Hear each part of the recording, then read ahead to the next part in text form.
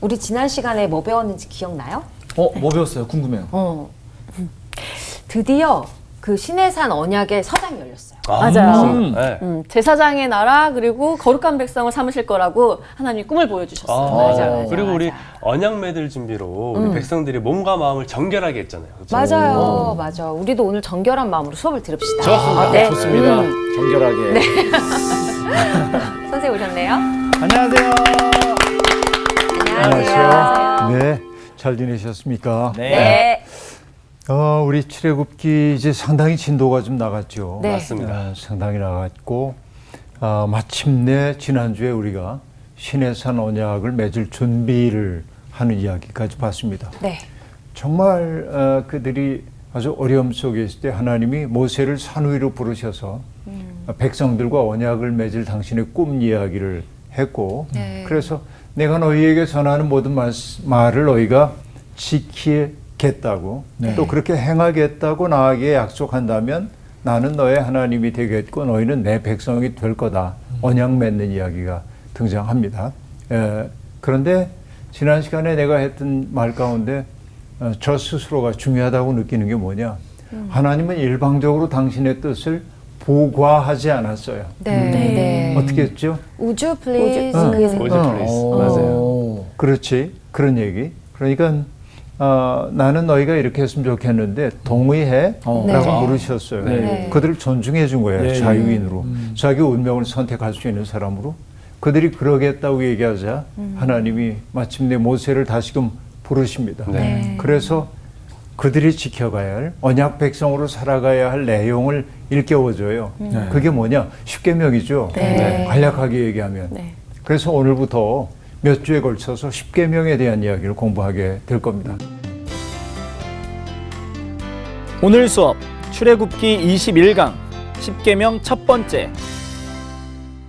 출애굽기 20장 오늘 1절부터 7절까지를 공부할 텐데 그 20장 1절은 간단하게 얘기합니다. 하나님이 이 모든 말씀을 하셨다 하는 얘기. 평범한 말처럼 들리지만은 앞으로 주어지고 있는 이 계명의 출처는 인간의 머리에서 나온 게 아니고 하나님의 명령이라는 사실을 1절이 아주 명토박아 이야기를 하고 있습니다.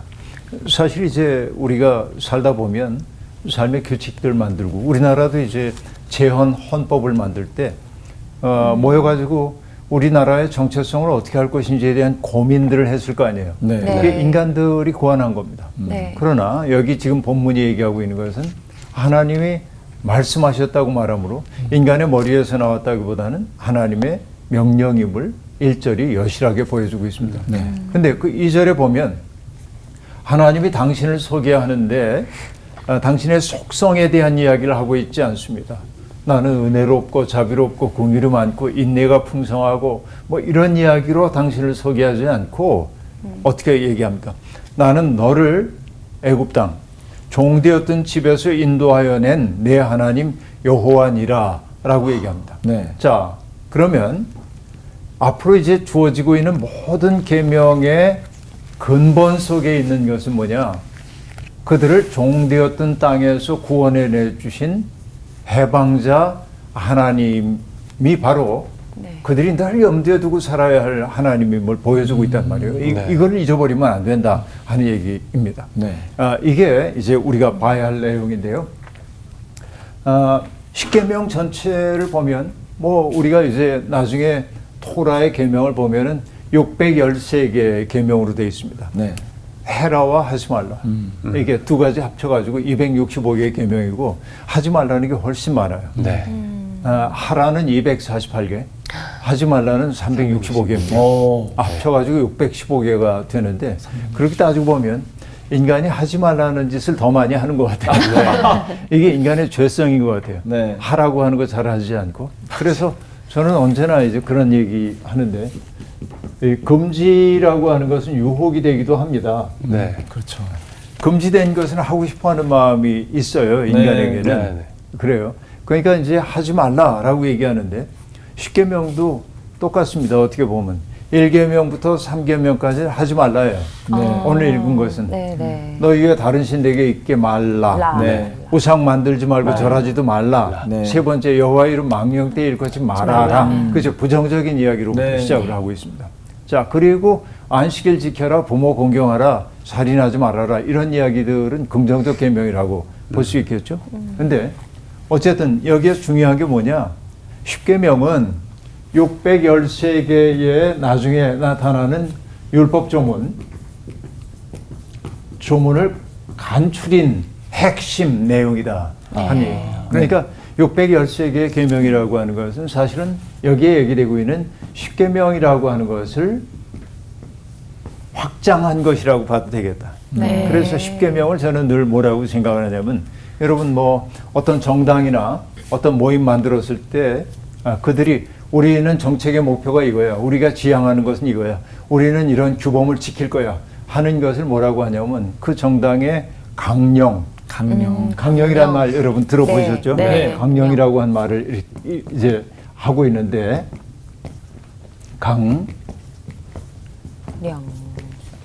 이 강이라고 하는 게 별이강자인데, 네. 이 별이라고 하는 게 뭐냐면 그물이 있을 때 그물망들이 촘촘하게 있단 말이에요. 네. 네. 근데 그물의 쓸모는 어디에 있냐면 뭘 해야 돼? 물고기를 잡으려면은 이거 오므려져야 될 거예요. 그렇죠. 아, 그 네. 오므리는 것을 강이라고 그런단 말이에요. 그러니까 그물이 아무리 커도 강이 없이는 물고기 잡을 수가 없어요. 이게 이제 핵심이에요. 별이. 네. 이거 령이라고 하는 건 뭐 대통령 할 때도 령자를 씁니다만은 네. 네. 옷긴 목 있는 여기를 얘기한단 말이에요. 네. 중심, 옷의 중심이에요. 네. 이게 요게 흔들리면 옷이 제대로 이루어질 수가 없어요. 네, 이게 령이란 말이에요. 네. 그러니까 그물에 있어서 별이가 중요한 것처럼 네. 또 옷을 만들 때 이 기꼬대가 가장 중요한 중심이 되는 것처럼 우리 모든 삶의 중심이 되고 있는 원리가 바로 십계명 속에 담겨 있다고 얘기할 수 있고, 그러니까 그 뒤에 613개의 율법 조문은 십계명의 심화 혹은 확장이라고 네. 얘기할 수 있어요. 네. 그죠? 이거를 심화하고 네. 확장하고, 왜 심화하고 확장했냐면 십계명 속에 담겨있는 정신을 일상생활 속에 이렇게 옮기게 될 때 복잡한 상황들이 많이 있단 말이에요. 그렇죠. 그 복잡한 상황 속에서 어떻게 적용할 것인가, 그렇죠? 적용할 것인가 하고 얘기하다 보면은 생각을 깊이 해야 네. 네. 이게 심화하고 확장해가는 과정이었다. 네. 이렇게 얘기할 수 있겠습니다. 그러니까 지금도 똑같습니다. 살다 보면 점점 복잡해지잖아요. 네. 삶이. 뭐 공희 씨 10년 전, 20년 전과 지금이 어마어마하게 달라졌죠. 세상이. 많이 예. 많이 갔습니다. 공희 씨도 그런데요. 휴대전화, 우리가 스마트폰이라는 게 나온 데 얼마 안 됐어요. 맞습니다. 네. 그렇게 오래 안 돼요. 네. 맞아요. 전 세계가 스마트폰 속에 예. 빠져 있잖아요. 네. 맞습니다. 그래서 어떤 사람들은 그를 호모포노스 그렇게 얘기해. 이게 폰 없이는 살 수 없는 존재가 됐잖아요. 네. 지금. 맞아요. 그렇죠. 네. 진짜. 이런 시대입니다. 예. 그러니까 이 시대는 뭐냐면 이전에 우리가 다 컴퓨터를 집에 놓고 있었는데 네. 다 컴퓨터 하나씩을 가지고 있는 맞습니다. 네. 맞습니다. 모든 사람이. 예. 그러니까 내가 원하는 정보는 어디서든 찾아볼 수 있어요. 이런 시대가 열렸어요.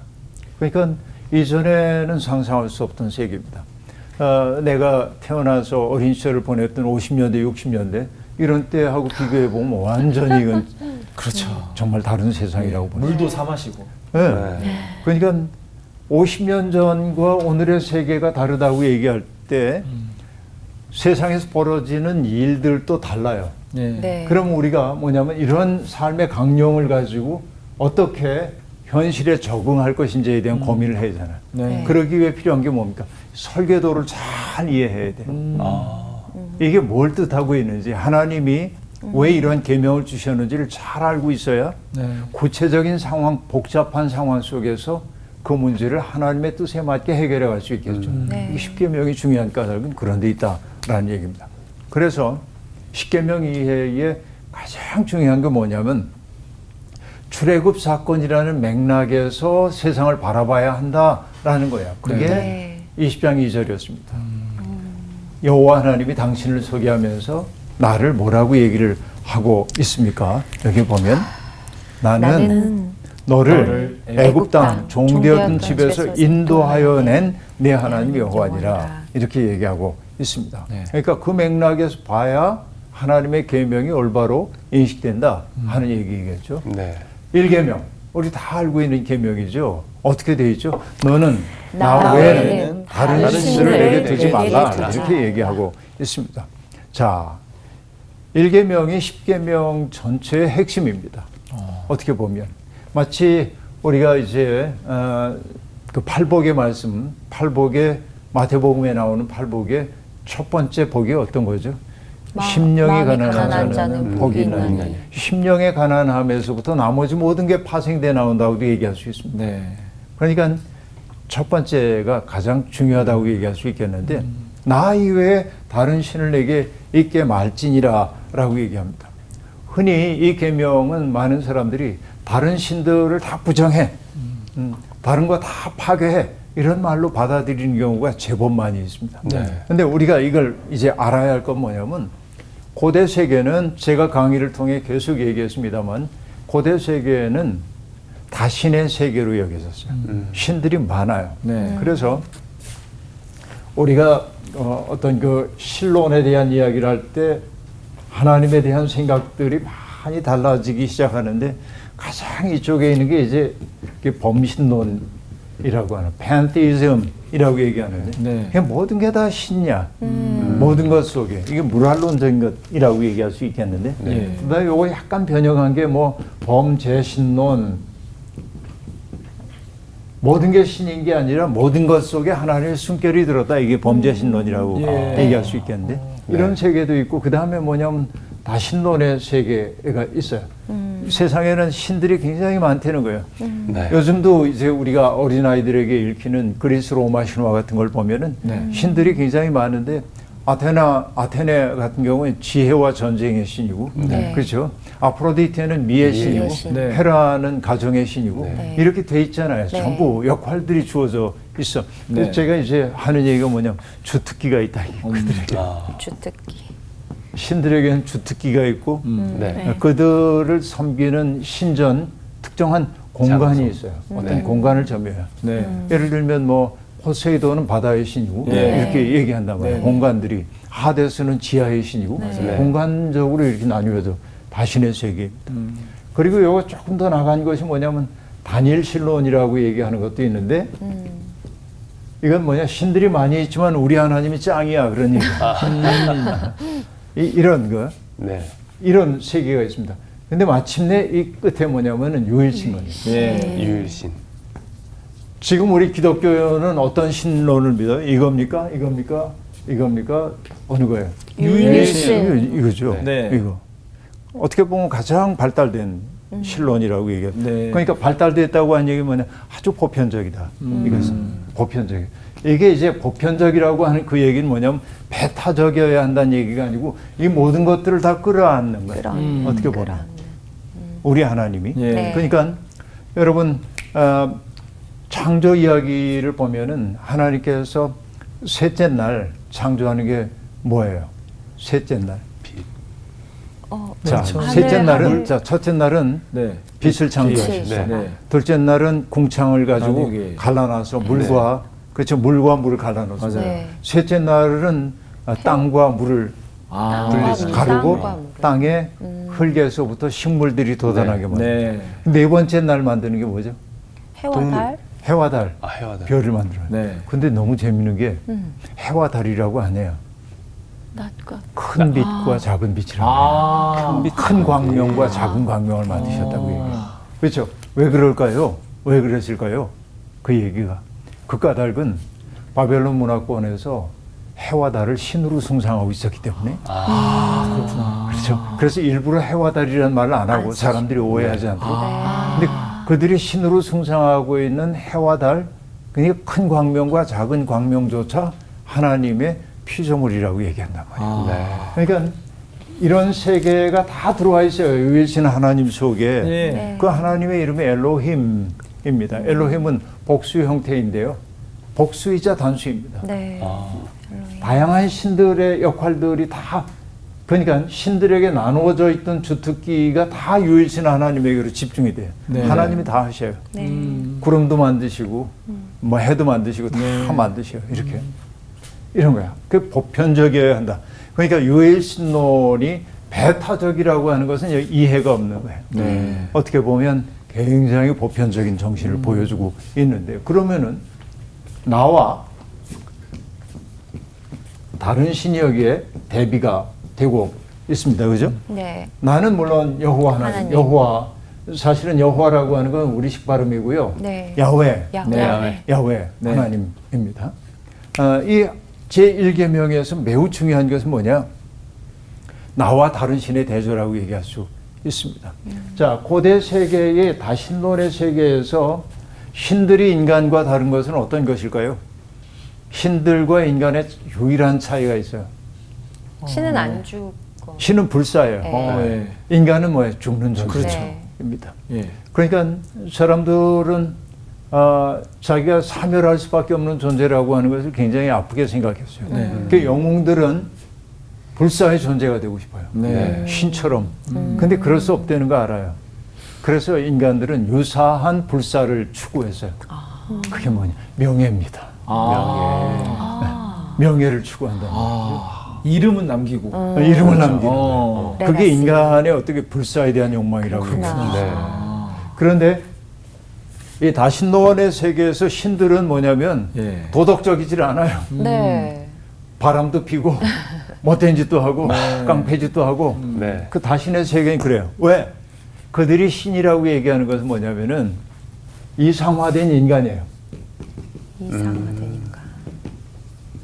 어떤 사람이 전투력이 워낙 뛰어나. 네. 힘이 세 압도적이야. 네. 신적 존재예요. 아. 그러니까 그 사람을 신격으로 삼은 거야. 사람들의 의식 속에서. 네. 네. 어떤 사람이 뭔가를 만드는데 기가 막혀요. 누구도 할 수 없는 걸 해요. 헤파이토스, 대장장의 신. 네. 이렇게 얘기하는 거예요. 그러니까 누군가가 가지고 있는 탁월한 능력을 신적 존재로 투사했던 것이 고대 세계의 신이란 말이에요. 그러니까 그들에게 뭐냐? 여러분 고대 세계 영웅이라는 게 도덕적이질 않아요. 네. 그렇죠. 네. 네. 그래서 그리스 로마 시대의 신들은 그렇게 도덕적으로 탁월하지 않습니다. 그게 우리가 믿는 하나님하고 다른 점이 바로 그런 점이에요. 이 납득이 되시죠? 어떤 네. 얘기인지 이게 이제 매우 중요하다고 얘기할 수 있겠는데요. 야훼 하나님과 나 이외의 다른 신하고 얘기할 때 이 출애굽 상황 속에서는 다른 신을 섬기는 사람들이 정말 많았어요. 근데 나를 섬기라고 하는 건 이게 없다라고 하는 얘기 아닙니다. 아직은. 유일신론이 아직 정착되지 않았던 때라고 볼 수 있어요. 그런데 다른 신은 어떤 신들이냐면 도덕적이거나 혹은 높은 정신적 이상을 인류 앞에 보여주는 신들이 아니라 아까 얘기한 대로 이런 신들이에요. 이상한. 자기 욕심 부리고 네. 그래서 그래요. 네. 근데 고대 세계를 보면 제가 이거 이제 늘 강조하는 부분입니다만은 이렇게 이제 그 이집트를 얘기하면 피라미드가 피라미드. 떠오르잖아요. 네. 피라미드에서 보면은 왕이 정점에 있고요. 네. 그 다음에 여기 이제 귀족 계층들이 있고 일반 뭐 서민 백성들이 있겠고 여기 노예들이 있잖아요. 네. 네. 그러면 이 계급사회란 말이에요. 네. 계급사회. 네. 그러니까 이 피라미드의 무게를 온전히 담당하고 있는 건 뭐예요? 밑으로 하중이 쏠리죠. 그렇죠. 가장 어려운 게 네. 노예들일 거 아닙니까? 네. 네. 근데 노예들이 어느 날 이렇게 엎드려 가지고 떠받치고 있다가 네. 생각하는 거야. 아니 왜 나는 이렇게 고생을 해야 돼? 저 사람들은 일도 안 하고 호의호식하고 사는데 네. 네. 난 이렇게 죽도록 고생만 하고 천대받고 저 사람과 내가 다른 게 뭐야? 없잖아. 사실은 눈, 코, 입, 귀 다 똑같고 그렇죠. 나도 건강하고 신체 건강하고 그래서 노예 계층들이 나 이제 앞에 엎드리니까 안 할 거야 하고 일어서면 네. 체제가 어떻게 돼? 무너지죠. 전복돼요. 무너질 수밖에 없잖아요. 예. 네. 그러니까 이게 무너지지 않도록 하기 위해서는 뭘 해야 되냐면 신의 뜻이 너는 노예로 살라고 하셨고 네. 누구는 귀족 되어 살라고 했고 아. 누구는 왕이 되어 살라고 했다는 것을 신적으로 입증해 줘야 돼요. 그게 뭐냐면 사제들이에요. 아. 사제들. 그 사제 계층들이 왕과 가장 가까웠어요. 네. 그 때문에. 그러니까 사제 계급들이 이건 신의 뜻이야. 그래서 사람들에게 알려주고 있는 게 뭐냐면 숙명론이에요. 네. 이거 우리의 숙명이야. 와, 진짜. 거스를 수 없게 그냥 맞아요. 거스릴 수 없어. 금세를. 이건 그냥 이렇게 신이 우리에게 이렇게 해준 거야. 완벽한 가스라이팅 아닌가요? 네. 그 얘기예요. 그러니까 그 사제 계급들이 하고 있는 게 이렇게 숙명론적으로 사람들을 딱 묶어놔요. 그러니까 꼼짝 못해. 아 이게 뭐 내 팔자니까 어떻게 이렇게 타고난 걸. 그래야 이 체제가 유지돼요. 그런데 우리가 믿는 하나님의 다른 것은 뭐냐면 이들의 신음소리를 들으시고 네. 네. 그들의 고통받는 모습을 내려다 보시고 네. 그들이 얼마나 힘든지를 아시고 예. 개입하셨다는 거예요. 이게 바로 나야. 그러니까 출애굽 공동체가 믿어야 되는 것은 이런 신들이 아니에요. 네. 네. 그러니까 기득권을 누리고 있는 사람들에게 모든 것을 다 몰아주는 그런 신들이 아니라 네. 약자들에게 관심을 가지고 있는 나를 너희가 섬겨야 돼요. 그 말은 뭐냐면 살다 보면 우리가 가나안 땅에 들어가 살다 보면 나도 부유해질 수 있고 힘세질 수 있잖아요. 네. 네. 그때 내가 야훼 하나님을 믿는다는 말의 의미는 뭡니까? 여기에서 이렇게 고통당하고 있는 이 사람들에게 하나님이 관심이 많으시다는 사실을 두려움으로 자각을 해야 돼요. 이게 나를 믿는다는 말의 의미다. 그러니까 오늘도 우리가 하나님을 정말로 믿는다고 한다면 이 가치관을 우리가 꼭 붙들고 가야 돼요. 근데 안타깝게도 뭐냐면 하나님을 믿는다고 얘기하면서도 다른 신을 섬기는 것 같은 사람들이 있다는 게 문제입니다. 내가 이렇게 잘 사는 것은 다 하나님이 내게 복 주셔서고 저 사람이 저렇게 못 사는 까닭은 하나님이 저주하셨기 때문이야. 이렇게 생각하는 이들이 있단 말이에요. 아. 그렇죠. 이건 뭐냐면 다른 신을 믿는 경우라고 볼 수 있겠습니다. 이게 중요해요. 금방 제가 피라미드 얘기를 얘기했습니다마는 1789년에 프랑스 혁명이 일어나거든요. 네. 그러니까 이 프랑스 혁명 당시는 세 개의 계급이 공존하고 있었습니다. 그 첫 번째 계급이 뭐냐면 제1계급이 사제 계급입니다. 제일 높아요. 와. 이 계급이 네. 왕과 귀족 같은 존재들이에요. 네. 3계급이 일반 시민들입니다. 농노 같은 사람들이잖아요. 네. 이게 너무 힘들어요. 밑바닥 사람들이. 그러니까 혁명이 일어났어요. 그때 제일 미워했던 게 누굽니까? 제1계급입니다. 그 프랑스 혁명에서 가장 다케시되었던 것이 뭐냐면 그 당시에 프랑스 사회에서 최고 위를 누리고 있었던 가톨릭 교회입니다. 아. 그래서 클로니 스토원 같은 데가 공격당하고 예. 이걸 보면은 종교가 나 아닌 다른 신들을 섬길 때 얼마나 많은 사람들에게 피눈물 흘리게 하는지를 보여주고 있다는 얘기 있죠. 이게 중요한 거예요. 그러니까 우리가 믿는 하나님은 기존의 질서 그것을 지키기 위해 고통당하는 사람들의 고통을 당연하게 만드는 하나님이 아니라 네. 사회 밑바닥에서 가장 어려움을 겪고 있는 이들에게 깊은 관심을 가지고 계신 분이다. 이게 바로 나라고 하는 거예요. 우린 그런 하나님 믿는 사람들입니다. 그렇죠? 네. 야, 두 번째 계명이 뭐였죠? 두 번째 이 계명이 뭐예요? 너를 위하여 새긴 우상을 만들지 말고. 네, 너를 위하여 새긴 우상을 만들지 말고 또 형상 만들지 말고 네. 절하지 말고 네. 섬기지 말라. 네. 이렇게 얘기하고 있습니다. 자, 몇 가지 말들이 있는데요. 우상을 만들지 말아라. 네. 네. 그 다음에 어떤 형상도 만들지 만들지 말아라. 말아라. 절하지 말아라. 네. 섬기지 말아라. 이렇게 말하고 있습니다. 그러면 여러분, 우리는 우상을 섬기지 않죠. 우상을 만들지도 않고, 네. 또 어떤 형상을 새겨가지고 신이라고 하지도 않고, 그 앞에 절하지도 않으니까 우상 숭배 계명은 나하고 관계없는 거야. 난 뭐 그렇게 한 적이 없으니까 이렇게 말할 수도 있습니다. 근데 과연 그럴까요? 이게 이제 질문입니다. 그럼 일단 거꾸로 이제 얘기를 해보겠습니다. 사람들은 왜 우상을 만들까요? 불안해서. 그렇지. 의지하고 의지하고 기대려고. 그렇죠. 뭔가 가시적인 것을 좀 있으면 참 좋겠어요. 보여야 되는 관심. 눈에 보이는 게 어. 그렇죠. 그래서 약속어원보다는 현금이 좋겠네요. 네. 적어도. 와닿네요. 그렇죠. 근데 우리가 이제 어디 가다 보면은 밤길을 걷거나 그럴 때 혼자 가면 무서운데 네. 어린애라도 손잡고 가면 좀 덜 무섭지 않습니까? 예. 그 참 이상해. 인간이라는 게. 사실은 뭐냐면 인간들이 우상을 만드는 것은 인간들의 약함과 관련이 된다고 볼 수 있습니다. 어떤 약함이냐면 모호함을 견디지 못해요. 인간은. 인간 모호한 거 견디기 어려워요. 삶은 참 모호하죠. 그렇죠. 인간의 경험이나 이성으로 파악될 수 없는 일들이 많이 벌어지곤 한다 네. 하는 얘기입니다. 살다 보면 내 의도와 전혀 다른 어떤 일들이 내게 닥쳐오기도 합니다. 마치 교통사고처럼. 네. 네. 나는 선의를 가지고 어떤 사람을 대했는데 압도적인 오해가 나를 휘몰아쳐가지고 나를 아주 몹쓸 사람으로 만들기도 합니다. 네. 이게 인간들이 경험하고 있는 모호성이고 그리고 모순된 삶의 모습이라고 얘기할 수 있겠죠. 이걸 우린 뭐로 경험합니까? 생의 어둠. 어둠이 내게 찾아오는 거라고 얘기할 수 있습니다. 그리고 그런 어려움 앞에 내가 서게 될 때 나로서 할 수 있는 일이 아무것도 없어요. 네. 이게 뭐냐? 한계 상황입니다. 한계에 직면한 거예요. 내가 할 수 있는 일 아무것도 없다.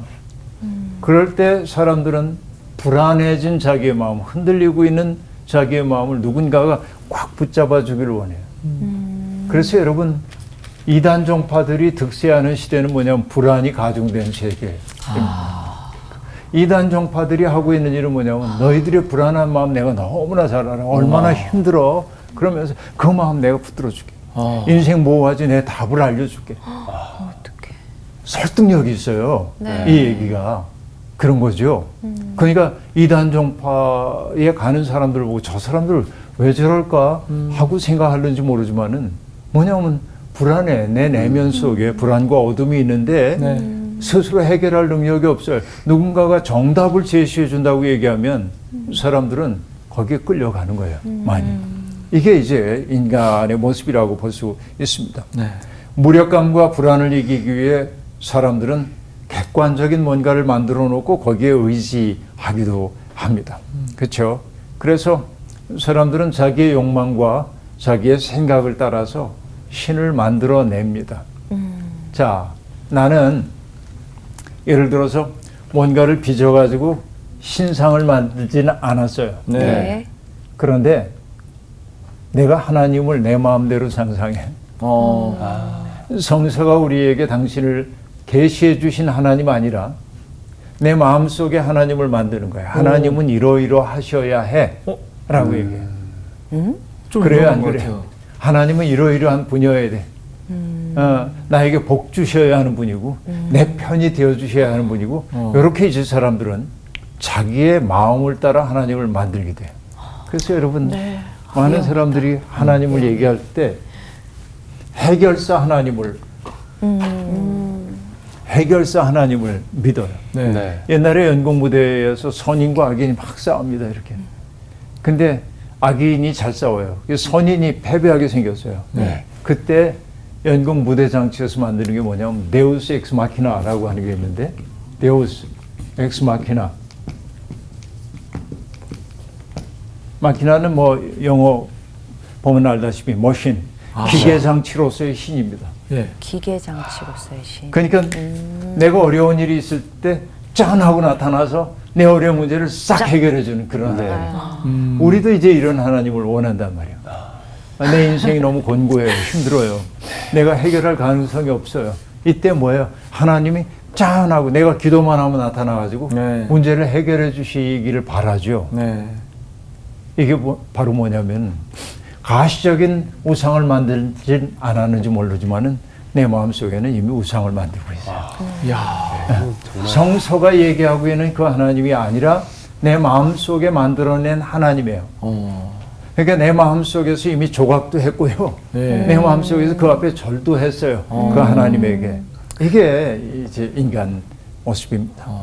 그래서 이러한 그 인간의 태도를 두고 포엘바흐라고 하는 사람은 무신론자입니다만은 네. 네. 신을 뭐라고 얘기하냐면 인간의 욕망을 투사한 것이라고 얘기하기 때문에 인간의 것. 인간은 자기의 욕망을 따라 신을 만들기도 한다라고 하는 얘기입니다.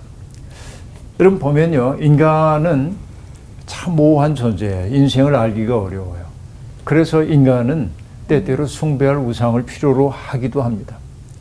연예계 스타나 스포츠 스타에게 사람들이 열광하고 있는 까닭은 그들이 대단한 사람이어서가 아니라 열광하지 않으면 견딜 수 없는 헛헛함이 있기 때문에 그렇습니다.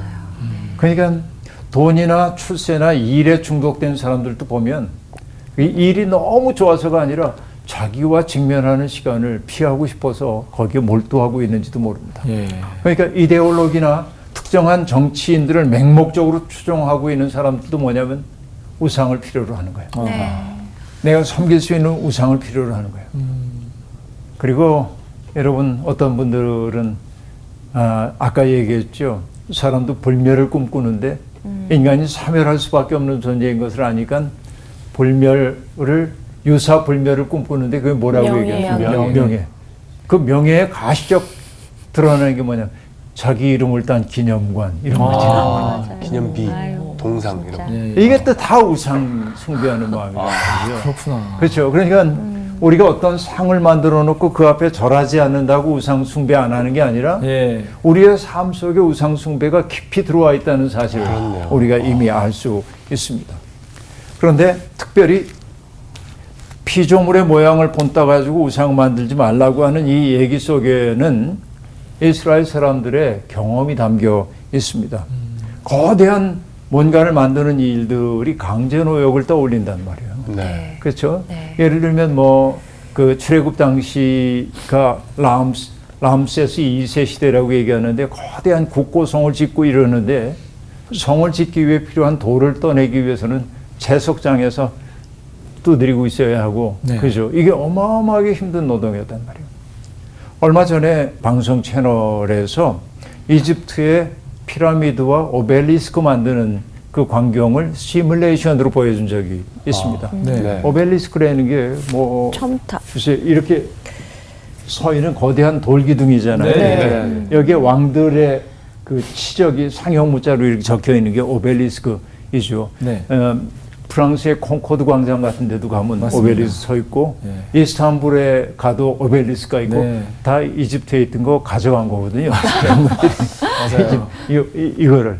네. 근데 이 오벨리스크, 이 거대한 오벨리스크를 뜨기 위해서는 오늘 같은 기구가 있는 것도 아니고 네. 그러니까 큰 바위산에 가가지고서는 오벨리스크 뜰 그 모양에 따라 사람들이 저기 열지에 앉아가지고서는 정 가지고 쪼고 있는 거예요.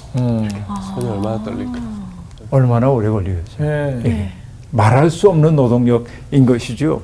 그러니까 정과 망치를 잡을 수 있을 때부터 죽을 때까지 채석장에 앉아 떼약볕을 견디며 돌을 쪼는 사람들을 생각하면 그들의 소원이 뭐였을까요?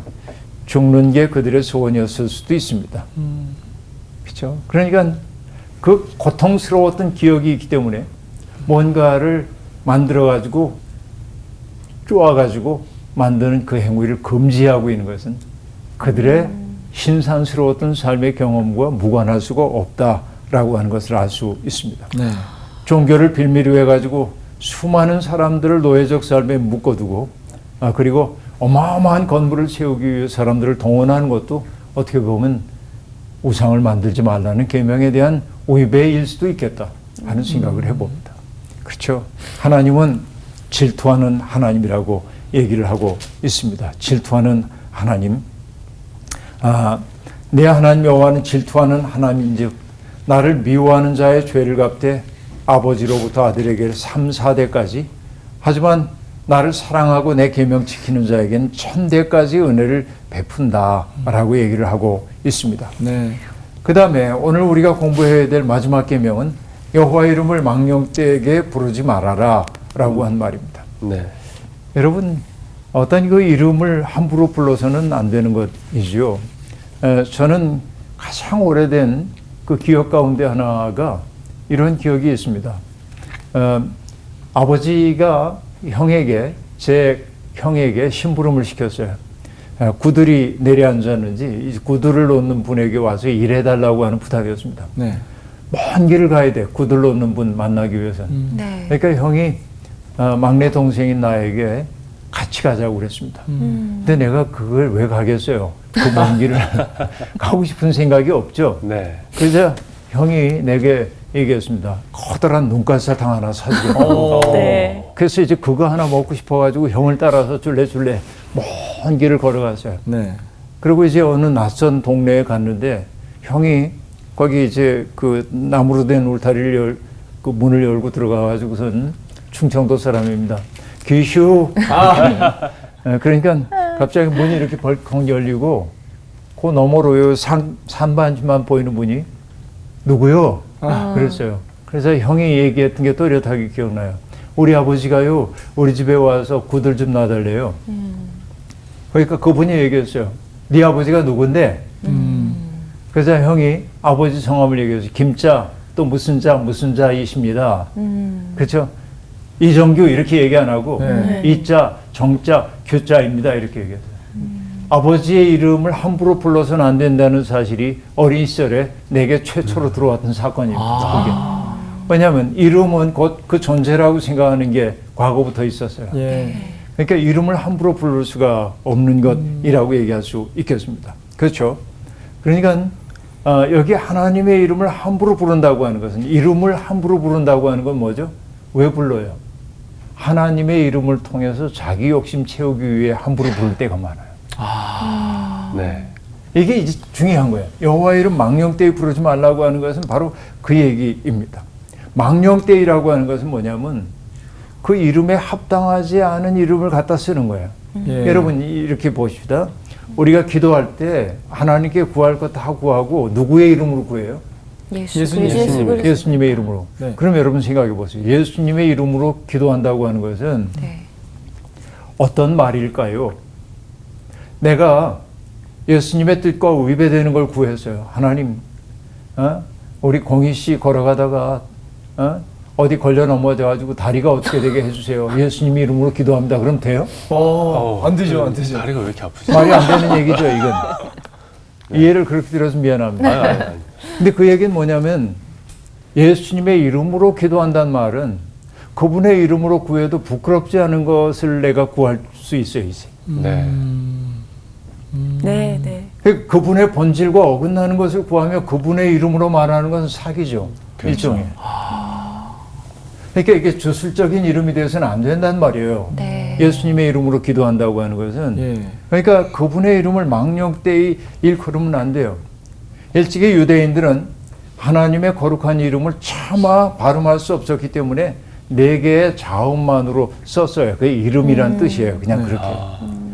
여러분 엘샤다이 전능자로 알려졌던 하나님이 모세의 물음에 당신 이름이 뭔데요? 그래서 예흐예 아쉐르 예흐예라고 얘기하는데 I am that I am, I will be what I will be 이렇게 번역될 수 있는 말이에요. 예. 그 얘기는 뭐냐면 내 이름은 김기석이야 이게 아니고 나는 나이고자 하는 나야.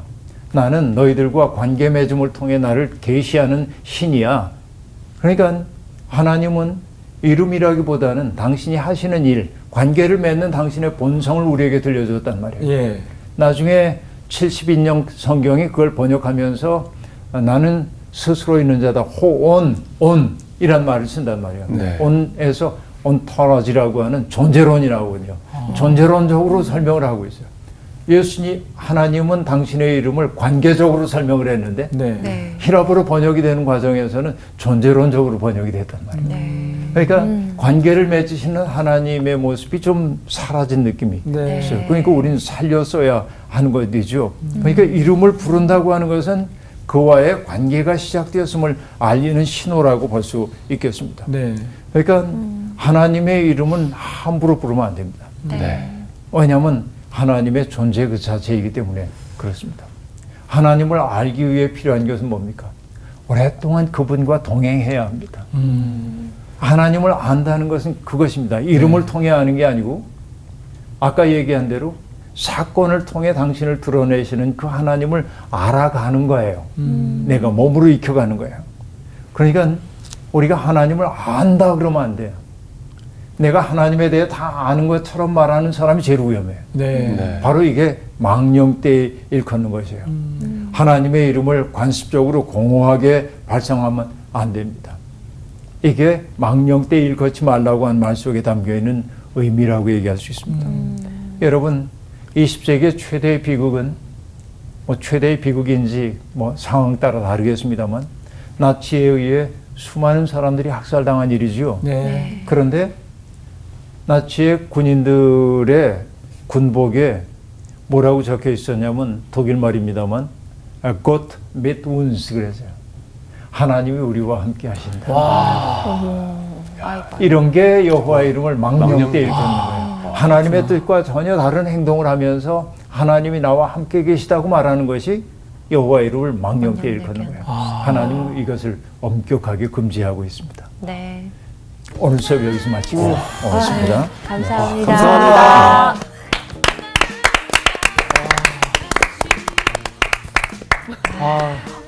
듣는 우리도 지금 이 순간 그랬는데 그 시내산에서 그 우세를 통해서 이 계명을 듣게 되는 이 백성들은 어떤 리액션이었을까? 갑자기 와 떨린다, 너무 떨린다. 그러니까 되게 막 안도도 되면서 기대도 되면서 그랬을 것 같아요.